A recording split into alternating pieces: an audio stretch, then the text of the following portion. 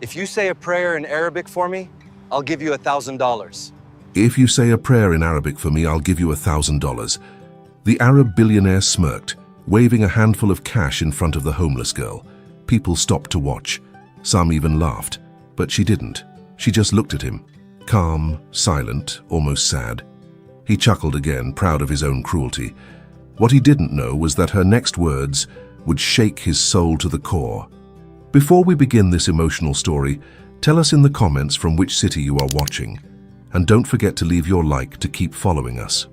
The street pulsed with noise. Car horns, vendors shouting, the faint sound of a violin echoing from a subway entrance. But around them, silence. Even the air seemed to pause as Khalid al-Rahman, in his spotless white kandura, stood over the woman sitting on the sidewalk. A half-empty paper cup rested beside her, a few coins rattling inside. Her clothes were faded, her hands rough and trembling from the cold that lingered even in the afternoon sun. Yet her eyes, dark, steady, strangely peaceful, didn't look like they belonged to a beggar. Khalid tilted his head, watching her with that quiet arrogance only the rich can master. He lifted the stack of bills slightly, waving them like bait. "Not even curious?" he said, his tone teasing, almost playful. "You don't want to know what I'm offering?" Layla didn't answer. She looked up briefly, her expression unreadable, then lowered her gaze again as if his voice was just another sound from a city she no longer belonged to. He smirked. "You think silence makes you noble? No, it just makes you invisible."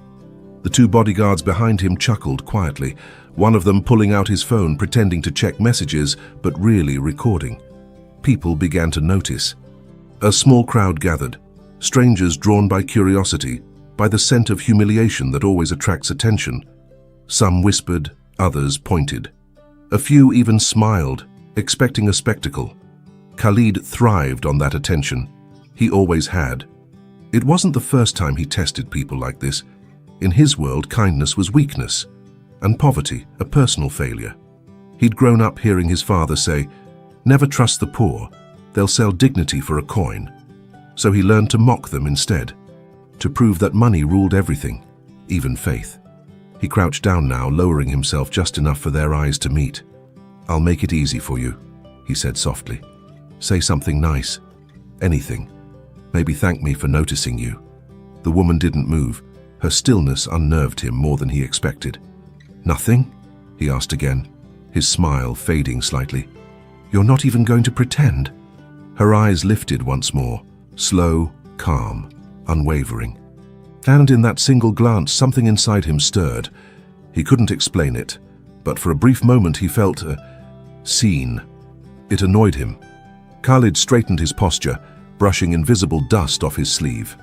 "Fine," he said, louder this time, turning to the people watching. "Maybe she doesn't understand value. Maybe faith doesn't feed the hungry." Laughter rippled through the crowd. Layla's hand trembled as she reached for her paper cup, not to ask for more, but to push it aside. The gesture was quiet, deliberate. She looked at the money in his hand, then at his face, and finally said, in a soft voice that carried strangely well over the noise, "You should be careful what you ask for." Khalid blinked, surprised by the firmness in her tone. "What did you say?" But before she could reply, a gust of wind swept through the street, carrying dust and the faint chime of a church bell from somewhere far away. She closed her eyes for a moment, breathing slowly, almost like someone gathering strength for something sacred. Khalid watched, uncertain why his chest felt tight. He told himself it was the heat, or maybe the crowd staring. But deep down, something else, something forgotten, began to move. He turned away for a second, forcing a laugh. "You're an interesting one," he muttered. Yet his hand, still holding the money, didn't feel as steady as before. And behind him, the crowd waited, silent now, sensing that whatever was about to happen next would be nothing like they expected. Khalid hated silence. In his world, silence was weakness, an empty space that needed to be filled with control, power, or laughter. But the silence coming from that woman, it felt different. It wasn't fear. It wasn't submission. It was something purer, heavier, like a mirror that refused to lie. He shifted uncomfortably, clearing his throat. You're not very talkative, are you? He muttered. Still no answer. Just those steady, patient eyes, dark pools that didn't flinch even as he towered over her. The bodyguards exchanged awkward looks. The crowd began to lose interest. Some walked away, disappointed that the show wasn't cruel enough. But Khalid stayed. He couldn't. He wouldn't walk away. He crouched again, forcing a smile that didn't reach his eyes. "You think I'm a bad man?" he asked. No reply. Her face was still, calm yet impossibly sad. Not the sadness of hunger or pain, but the kind that comes from watching the world forget how to feel. "Do you know who I am?" he pressed. "People like me build cities, feed families. You think I owe you something?" He expected anger, a protest, a curse, anything, but her expression didn't change. It unnerved him. He ran a hand through his perfectly styled hair, exhaling sharply. "Fine. Let's make it interesting." He took a step closer. His shadow fell across her. "You look like someone who believes in something," he said. "So prove it." His tone softened, not out of kindness, but confusion. He wasn't sure why he was still talking, why he even cared. Layla finally moved, just a slight tilt of her head, just enough to meet his eyes again. And when she did, something flickered in her gaze. Something ancient, forgiving, almost maternal. Khalid's throat tightened. He blinked hard, breaking eye contact. A flash of memory, soft hands, a woman's voice whispering prayers in Arabic, the smell of jasmine and sand. He shook it away like dust. "Enough," he muttered. "You don't deserve my time." He started to turn, but her voice stopped him. "It's not about deserving," she said quietly. "It's about remembering." The words landed like stones in his chest. He froze, not because of what she said, but because she said it in perfect Arabic. He turned slowly, his pulse quickening. "What did you just say?" Layla didn't repeat herself. She just looked at him, her expression steady, her lips trembling slightly from the cold breeze. Khalid blinked again, disoriented.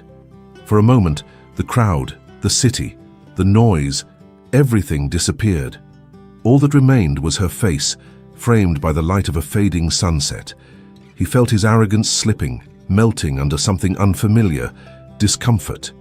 Or was it guilt? He tried to laugh it off. "You speak Arabic?" Layla gave a faint nod. "Well," he said, recovering his smirk, "that makes this even better, doesn't it?" He raised the stack of bills again, the gold ring on his finger catching the light. "If you say a prayer in Arabic for me," he said slowly, almost savoring the cruelty, "I'll give you $1,000. Her expression didn't change. The street fell quiet again. He chuckled, shaking his head. "Come on, let's see how strong your faith really is." His laughter echoed briefly, confident, hollow, proud. And as the sound faded, she lifted her eyes once more, not with anger, but with a sadness so deep that for the first time, Khalid felt it, the weight of being seen for what he truly was. Khalid's laugh rolled through the street, loud, sharp, rehearsed. The kind of laugh that wasn't joy at all, just noise to drown out the silence between him and something he didn't want to feel. He turned slightly, glancing at his bodyguards. "Did you hear that? A prayer for $1,000. I'm generous, aren't I?" They nodded, forcing small smiles, unsure if they were supposed to laugh too. Layla said nothing. She sat motionless, like a statue of patience carved from something far older than stone. Khalid crouched again, resting one knee on the sidewalk. The concrete pressed against his spotless white garment, but he didn't care. There was something about her silence that made him need to break it, to win. "Come on," he said softly, almost whispering now. "You believe in God, don't you? I'm giving you a chance to prove it." His words slithered between arrogance and desperation. Layla's gaze flicked up at him once more. "Faith doesn't need proof," she said quietly. Her voice was like warm air in the cold, soft, fragile but alive. Khalid smirked. "That's convenient. People like you always talk about faith because it's free, because it's the only thing you can afford." He tossed one of the bills toward her. It floated to the ground beside her feet. She didn't pick it up. The crowd had returned, drawn back by curiosity. Phones were out again, screens glowing in the fading daylight. The hum of whispers surrounded them like a tide. A woman in the crowd murmured, She should just take it. A man replied, "No, she's got pride." Khalid heard both. It made him grin wider. "Pride," he said, repeating the word. "That's what this is? You'd rather starve than pray for someone like me?" Layla looked down, her fingers trembling around the hem of her torn jacket. She was cold and hungry. That much was obvious. But when she spoke, her voice didn't shake. "I don't pray for money," she said. "I pray for mercy." The words hit him harder than he expected. Mercy. He felt it like a memory, faint, distant, a voice whispering the same word in Arabic years ago, somewhere in a room filled with sunlight. He brushed the thought away, irritated. "Mercy is for fools," he said quickly, standing up again. "The world doesn't care about mercy, it cares about winners." He turned toward his car, the Rolls-Royce gleaming at the curb. Its reflection shimmered like liquid silver under the streetlights. "Let's go," he said to his guards. "She's not worth it." But he didn't move. Something in him didn't want to leave. He turned back once more, his expression shifting, not softer, just unsure. He looked down at her again. "Last chance," he said. "You say a prayer, I'll make you rich for a day. Refuse and stay forgotten forever." Her eyes lifted slowly. "I'm already forgotten," she said, "but not by God." The words stopped him cold. The crowd murmured. Even the air around them felt still. For a long moment he couldn't speak. The arrogance on his face cracked just a little. He looked away quickly, swallowing hard, then forced another smile that didn't fit his face anymore. He snapped his fingers, a signal for his guards to move closer, but his voice betrayed him when he spoke. "Fine," he said, his tone quieter now. "Show me what your God can do." And with that, the cruel game he thought he controlled began to turn against him. The air had changed. What had started as a cruel joke now felt like something heavier, something Khalid didn't understand, but couldn't walk away from. The crowd around them had quieted. Even the city noises seemed distant, as if the whole street held its breath. Layla sat perfectly still, her hands resting on her lap. The paper cup beside her lay forgotten. A single bill, the one he'd thrown, fluttered against the ground, untouched. Khalid stared at it, confused by his own irritation. Why did it bother him that she hadn't picked it up? Why did it feel like she had won something, even in silence? He tried to smirk again, but it came out wrong, forced, uneven. "Fine," he said. "You don't want my money. Keep your pride, it's all you've got." But the words didn't sound convincing anymore. Layla looked up at him, calm, steady. "Pride isn't what keeps me alive," she said. "Hope does." Khalid froze. It wasn't the words. It was the way she said them. No anger, no bitterness, just truth. He took a slow breath, realizing his throat felt dry. For the first time he noticed the small details he had ignored before. The worn bracelet on her wrist, the faint scar across her left hand, the tired lines around her eyes. They weren't marks of weakness. They were stories, ones she carried without complaint. He tried to look away, but her presence pulled him in like gravity. Somewhere deep in his mind, a memory flickered, a child's voice, a soft lullaby in Arabic, a woman's laughter, his mother's face, her gentle hand on his cheek. He blinked hard and pushed it down. No, he wasn't that boy anymore. "Enough of this," he muttered. "You're just playing a part. You want pity." Layla didn't respond. He stepped closer, his tone sharpening again. "You think faith makes you stronger? Look around, where has it gotten you?" Still nothing. Her silence felt like a mirror reflecting everything he didn't want to see. The wind picked up, carrying a faint smell of jasmine from a nearby vendor. It hit him like a ghost, the same scent his mother used to wear. He swallowed hard, his jaw tightening. He turned to his guards. "Let's go," he said again. But his feet didn't move. She spoke softly, her voice barely above a whisper. "You mock what you fear." Khalid's head snapped toward her. "What did you say?" Layla looked at him, eyes glistening with quiet sorrow. "You mock what you fear," she repeated, "and you fear what you've lost." The words sliced through him. His chest ached, not from anger, but from something deeper, something buried. He took a step back. For a moment, no one moved. The city around them went on, people walking, cars honking, the world still spinning. But in that tiny circle of stillness, it felt like time had stopped. Khalid rubbed the back of his neck, pretending to laugh. "You think you know me," he said. "You think you can read me like some holy book?" Layla didn't answer. She only closed her eyes for a second, and when she opened them again, there was no defiance, just a quiet strength that unsettled him even more. And that silence, that unbearable, sacred silence, was louder than anything he had ever heard. Khalid looked down at his hand, the bills trembling slightly between his fingers. For the first time, they didn't feel powerful. They felt ridiculous. He turned his face away, ashamed of the heat burning behind his eyes. He didn't know it yet, but something in him had already begun to break. For a long moment, no one spoke. The street noise faded into a low hum, like the sound of the world holding its breath. Even the wind slowed, dust floating lazily in the orange light of sunset. Khalid stood there, the stack of money still in his hand, but it no longer felt like power. It felt like weight. Layla's silence had become unbearable, and yet he couldn't leave. Something in her eyes had pinned him in place. He took a slow step forward. "Well?" he said, his voice quieter now, almost unsure. "Are you going to say your prayer or not?" Layla didn't answer right away. Her fingers moved slightly, brushing the edge of the torn jacket she wore, as if steadying herself. Then she looked up, not at him, but at the sky. The clouds had turned gold and pink, a soft fire spreading across the horizon. She took a slow breath. Her lips parted, and then, softly, she spoke. "Allah yirham al-kalub al-kasiya." The words were like music, smooth and ancient, rising from somewhere deep inside her. Not a chant of begging, but a whisper of mercy. Her voice trembled only once, then grew stronger, carried by the wind. No one understood what she was saying. Not the crowd, not the guards, but they felt it.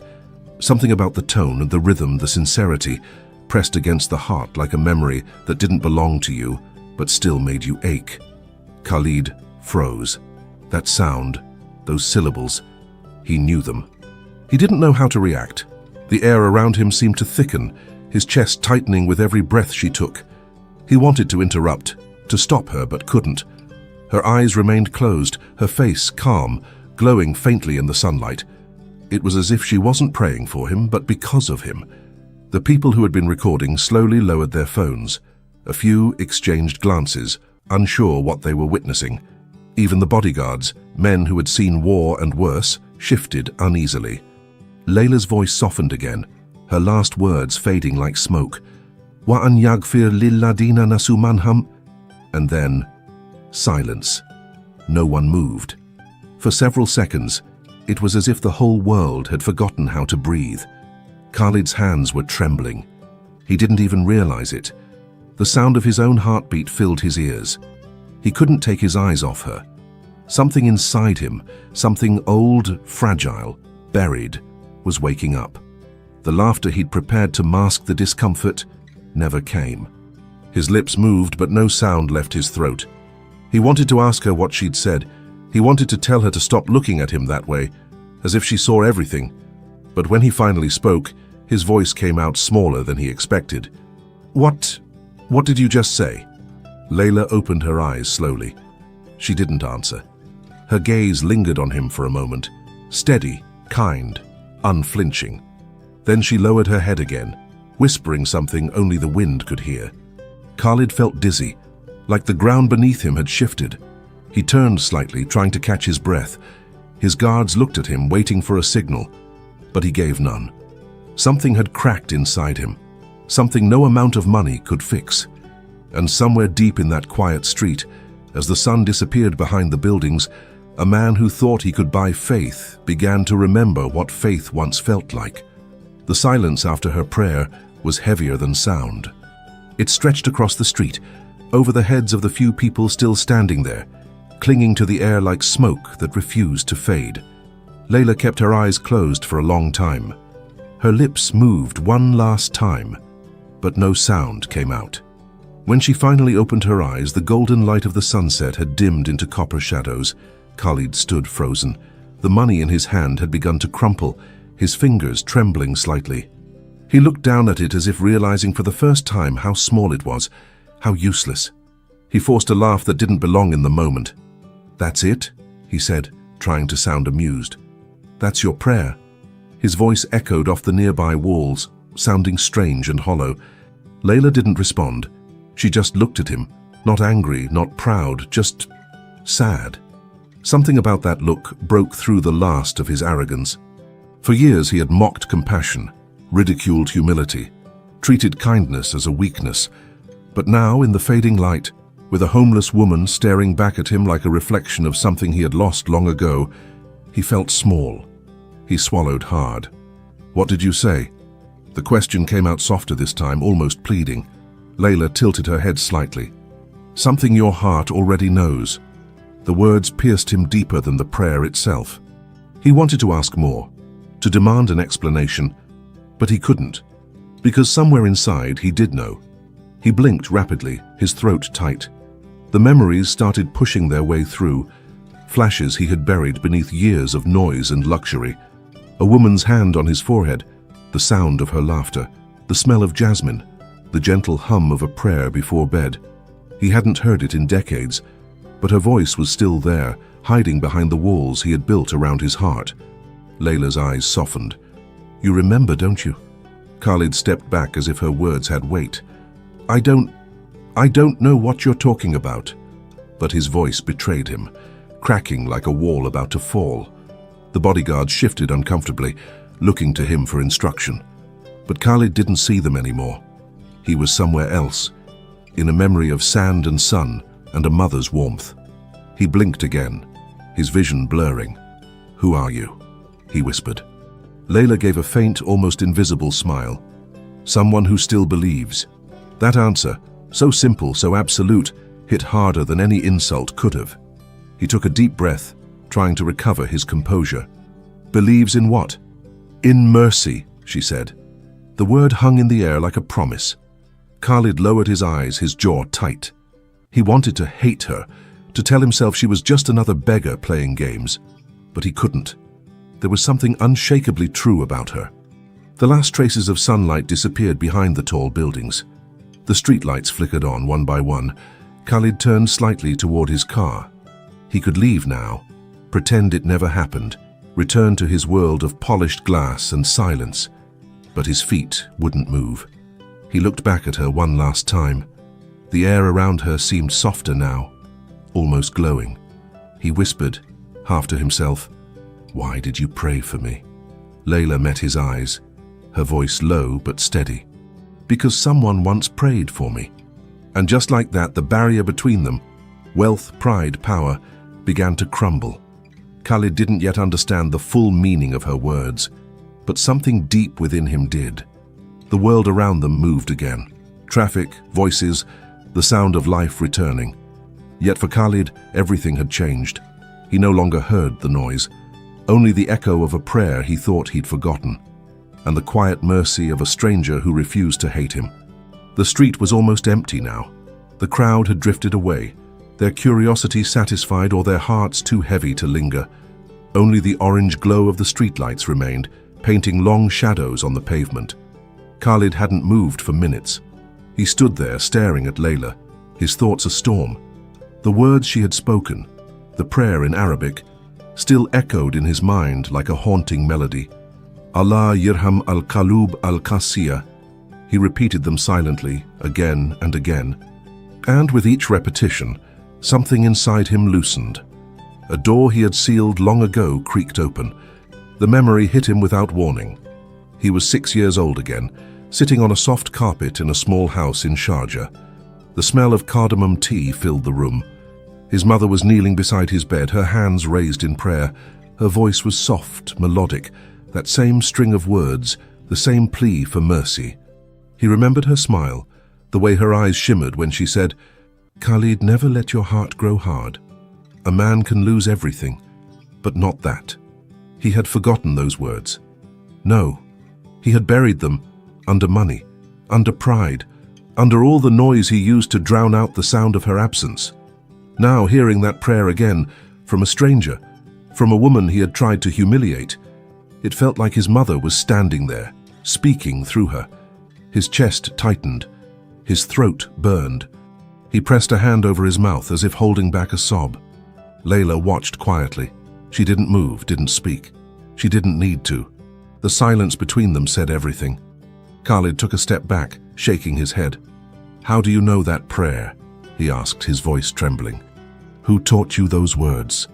Layla looked up, her eyes reflecting the faint glow of the streetlight. "My father," she said. "He was a translator. He worked in refugee camps in Lebanon. He taught me Arabic when I was a child." Her gaze softened. "He said it was the language of prayer, the language that reaches heaven." Khalid's breath caught. Her story, her words, her tone, it all collided with his memories in a way that felt impossible. He looked away, blinking rapidly, his vision blurring. "That prayer," he said, his voice cracking. "My mother used to say it every night. Before she died, it was the last thing she said to me." Layla's eyes glistened. "Then maybe she wanted you to hear it again." The words landed like a whisper from somewhere far beyond them. Khalid lowered his head. His whole body trembled now. He didn't care who was watching, the guards, the few pedestrians still passing by. He knelt down slowly, the white fabric of his kandura brushing the dirty pavement. For the first time in his adult life, he wasn't Khalid al-Rahman, the billionaire, the untouchable. He was just a man, a son, a boy who missed his mother. Tears slipped down his face. He covered them with his hands, but it didn't matter. The world could see him, he didn't care. Layla reached into her pocket and pulled out a small wooden bead, cracked, faded, the kind used in prayer. She held it out to him. "My father gave me this before he died," she said softly. "He told me it would remind me that every heart can be healed, even the hardest ones." Khalid hesitated, then took it from her trembling hand. It was warm, as if holding the memory of every prayer it had ever heard. He whispered almost to himself, "Forgive me." Layla looked at him with quiet compassion. "It's not me you need to ask." He nodded, the tears falling freely now. For a long moment, they stayed like that. The billionaire on his knees, the homeless woman sitting before him, both bound by a single prayer that bridged two broken lives. And somewhere beyond them, unseen but deeply felt, the echo of a mother's love lingered in the air, soft, eternal, and finally heard. Khalid stayed on his knees longer than he meant to. The cold from the pavement seeped through the fabric of his white kandura, but he didn't care. For the first time in years, he didn't feel powerful. He felt human. The tears on his face had dried into faint streaks of salt. He looked up at Layla, his voice raw and unguarded. "I used to know that prayer," he said quietly. "My mother. She said it for me every night, but I forgot." Layla studied him carefully, her expression unreadable. Not pity, not triumph, just deep, quiet understanding. "Sometimes," she said softly, "we forget the words when we forget the meaning." Khalid's eyes burned again. "She told me never to let my heart turn to stone, and I did exactly that." He laughed bitterly, shaking his head. "I thought power was everything, that money could fill the silence she left." He looked down at his hands, the same hands that had signed billion-dollar contracts, shaken presidents' palms, broken lives without a thought. Now they shook as he whispered, "But I can't even hold peace anymore." Layla didn't move closer, didn't comfort him. She simply listened, letting the weight of his own words carry their truth. Khalid exhaled shakily, wiping his face. "Tell me your name," he said. "Layla," she answered. He nodded slowly. "Layla, do you know why I stopped when I saw you?" She tilted her head. "Because you wanted to test me." He gave a weak smile. "Maybe, but I think maybe it was because something in you reminded me of her." The sound of traffic grew louder as night settled over the city. Neon signs flickered to life, painting their faces in fleeting colors: red, blue, gold. To anyone passing by, it looked like an impossible scene. A billionaire kneeling before a homeless woman, lost in confession. Khalid took a deep breath. "I've done terrible things," he said. "I've mocked people, humiliated them. I thought kindness was weakness. I thought mercy was for the poor." He looked at her again. "But tonight, you showed me mercy." Layla's voice was soft but steady. "Mercy isn't earned, Khalid. It's given, freely, or it isn't real." He nodded, staring at the ground. "I don't deserve it." "None of us do," she said. "That's what makes it mercy." A quiet wind brushed between them, carrying the faint scent of rain. Khalid glanced at the bills still clutched in his hand, the same ones that had started it all. He let them slip from his fingers, watching them scatter into the gutter like fallen leaves. Layla's eyes followed them, but didn't move to take a single one. "You really don't want the money?" he asked, almost in disbelief. She shook her head. "Money feeds the body. But faith—" She paused, her eyes shining under the streetlight.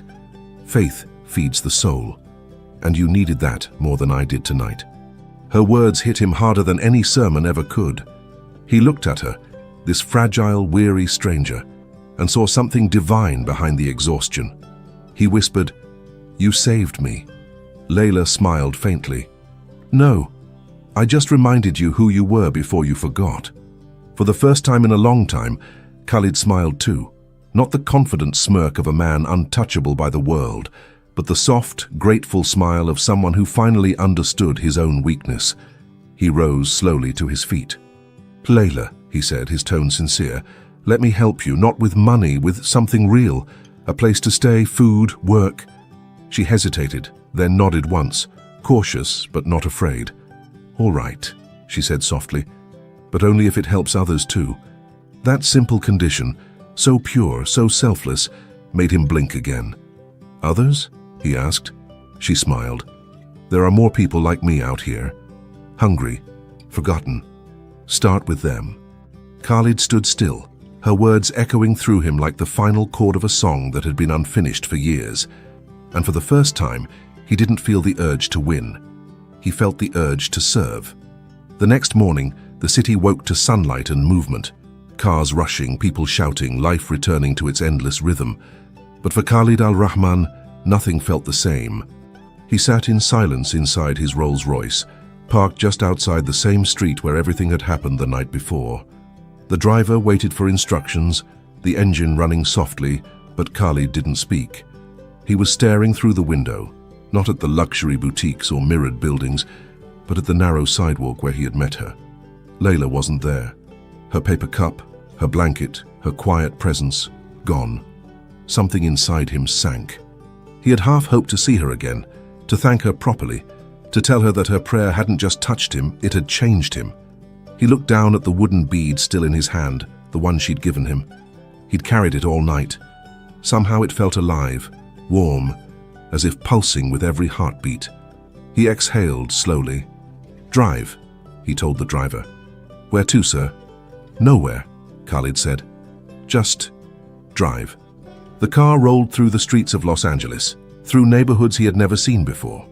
For years, his world had been towers of glass and marble. But now he looked out the window and saw a different city, tired faces, empty hands, hungry eyes. He whispered to himself, "How did I never see them before?" By noon, he asked the driver to stop again, in front of a small soup kitchen with peeling paint and a faded sign. He stepped out of the car, ignoring the stares from passers-by. Inside, a group of volunteers worked quietly, serving meals. They froze when they saw him, a billionaire in white robes standing among them. Khalid smiled awkwardly. "Do you need help?" The manager, an older woman with kind eyes, hesitated. "You want to volunteer?" He nodded. "I want to serve." At first, the others whispered, uncertain, skeptical. But then Khalid began rolling up his sleeves, ladling soup, handing out bread, greeting each person with a quiet, "Peace be with you." The cameras came later. A few people recognized him, started recording. By nightfall, a video was circulating online, the Arab billionaire feeding the homeless. But for once, Khalid didn't care about the attention. He wasn't doing it for redemption in the eyes of the world. He was doing it for the one person who had reminded him what mercy meant. Days passed. He came back again and again, bringing food, blankets, and quietly funding shelters across the city. He didn't make speeches, didn't wear his usual designer watches or bodyguards. He worked silently the way Layla had prayed. One evening, as he helped unload supplies, a volunteer handed him a folded newspaper. On the front page was a photo of him serving food, and next to it a smaller photo of a young woman. The caption read, "Local homeless woman, known for praying for strangers, found safe in community center." Khalid's chest tightened. He traced her face with his thumb. She was alive and smiling. He looked up at the sky, the same golden hue as that night. Quietly he whispered, "Thank you." He took the wooden bead from his pocket, held it between his palms, and whispered the same prayer she had taught him. His mother's prayer. Allah yirham al-qalub al-qasiyah. May God have mercy on the hardened hearts. This time, he didn't say it as a challenge. He said it as a man reborn. As he stepped outside, a young boy tugged on his sleeve. "Are you rich?" the boy asked innocently. Khalid smiled. "Not anymore," he said softly, "but I finally have something worth keeping." The boy frowned. "What's that?" "Peace," Khalid said, "and someone to thank for it." He looked back at the newspaper one last time, at Layla's gentle smile, and realized that some miracles don't come from heaven. Sometimes they sit quietly on a sidewalk, waiting for you to remember who you are. A month had passed. The nights in Los Angeles had grown colder, but inside the small community center on the east side of the city, the air was warm, filled with the smell of bread, soup, and laughter. Khalid stood near the doorway, watching quietly as volunteers handed out meals. He didn't wear his usual white kandura tonight, just a simple shirt, rolled sleeves, and tired eyes that carried something new, peace. Children ran past him, laughing. An old man nodded gratefully as Khalid placed a bowl of soup in his hands. Every gesture felt sacred now, every smile felt earned. But amid all the faces, one was missing. He hadn't seen her since that night. He told himself she was safe, that she'd found a place to stay. But still, each time he returned to the streets, a part of him searched for the woman who had prayed for him when no one else would. That evening, as he stacked boxes near the kitchen, a familiar voice drifted from the doorway. "You missed a spot." Khalid froze. He turned slowly, and there she was, Layla, standing under the dim light, her hair clean, her face softer now, framed by a scarf of faded red. For a moment he couldn't move. He just stared, 1,000 emotions colliding at once. Relief, gratitude, wonder. "Layla," he whispered. She smiled. "You've been busy." He laughed softly, lowering the box. "Au told me to start with the others." "I see that," she said, stepping closer. "And how does it feel?" "Like I finally found what I was looking for," he said. Layla nodded. "Then you've already been answered." They sat at a small table near the window. Outside, the city lights shimmered like distant stars. Inside, the hum of quiet conversations filled the space. Khalid looked down at the wooden bead still tied around his wrist. "I kept it," he said. "It reminds me not to forget again." Layla smiled gently. "Good, because forgetting is how hearts grow hard." He hesitated. "You never told me what that prayer meant." "The one you said that night." She looked at him, her eyes calm. "It means, may God have mercy on the hearts that have turned to stone." Khalid swallowed hard.